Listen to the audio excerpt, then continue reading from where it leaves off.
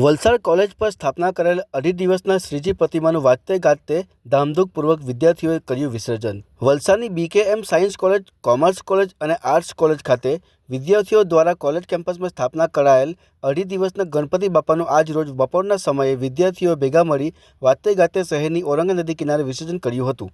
આ વિસર્જન યાત્રામાં દક્ષિણ ગુજરાતના ફેમસ બેન્ડ પાર્ટી રોકી બેન્ડ અને ઉમંગ ડીજે વિદ્યાર્થીઓને તેમના સંગીત થકી ખૂબ ઝુમાવ્યા હતા। જ્યારે રોકી બેન્ડને જોવા આઝાદ ચોક ખાતે લોકટોળું ભેગું થયું હતું।